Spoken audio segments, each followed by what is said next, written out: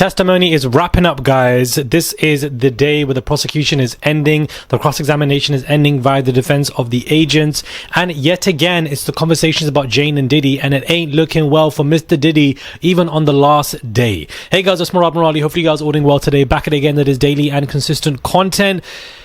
You might be wondering why the hell am I wearing a tie, but it's just part of my look today. It's just kind of what I'm serving in this. I might have to put a side-by picture so you guys can see what look I'm serving today. Listen, it's hot. I'm in Paris. But these Parisians love to dress, honey, so I have to dress as well. Otherwise, they'll be looking at you thinking, what are you wearing? I can't be wearing my hoochie shorts everywhere. As I said, Tyler could be in this car. And I've just come out from the gym with my hoochie shorts.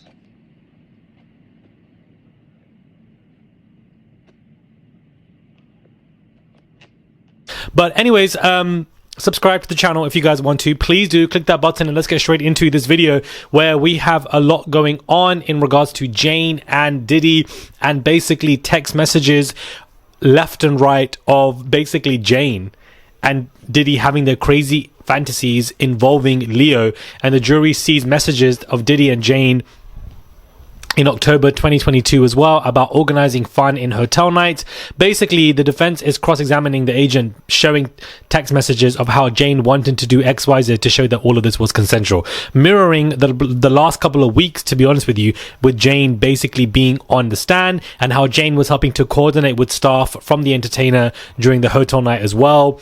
And basically Diddy was telling Jane to basically hide these messages from Khristina Khorram. KK is a nickname for Khristina, Diddy's chief. Jane arranged for an entertainer to meet them and said she had picked up new outfits. When Diddy asked if she was in the mood, she replied yes. Diddy texted, "Did you get the pill?" and "Hit me when the coast is clear." Joey is gone. Italian is pulling up. The next day, Jane texted Combs an explicit message saying, "I know you love it on me and me loving on you." Basically saying, I can't have KK now, damn. Sean asking Jane to find a location, telling her, "I basically can't have Khristina Khorram on me right now. I don't want her around me." So you have this blow up fish Khristina doing the absolute most for this man. And lo and behold, text messages are coming out basically exposing how Diddy didn't even want Khristina around him at points. This woman has given her life to this man, not even testifying, and basically not taking any immunity deal, and going to be a co-conspirator at this point and get her on trial for a man who in text messages are telling other women, "I don't want Khristina around me right now. She doesn't need to know about XYZ. I don't want her on me." And this Khristina was trying to help Diddy, talking about, "Please don't lie to me. You can't lie to me. I'm the one that needs to be there for you." You know, when there's two guys having a fight and there's one girl trying to be like, "No, I can stop him. I can save him. I can stop the fight." That's Khristina. And now there's text messages coming out today talking about, "I don't want Khristina to know about XYZ. How does that feel, Miss Blow Up Fish? Auntie Khorram, Auntie, come to the stand. How does that feel? How does that feel? I bet you wish you took the stand now. All in all, guys, the prosecution have also had 34 witnesses since everything that has happened.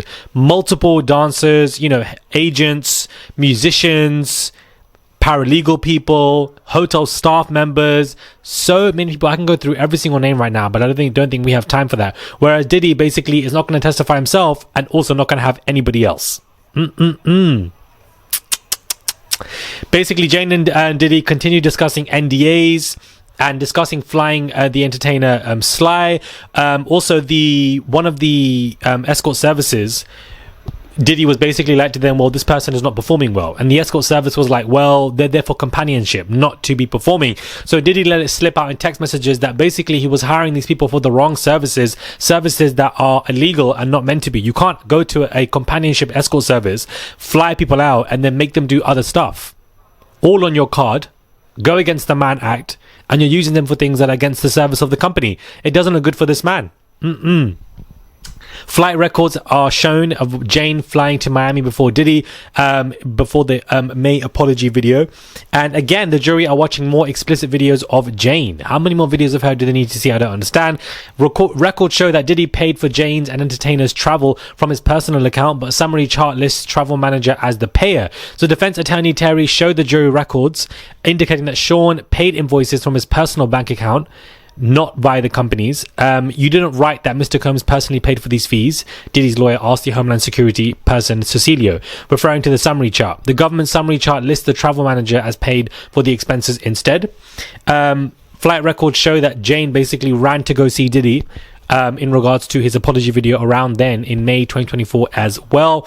And as of right now, whilst I'm filming this, the defense have finished their cross-examination of the special agent as well. The prosecutors want to do a redirect. So it looks like they're going to try to get the last word in this conversation. Now, to be honest with you, I think this was a weak day for the defense.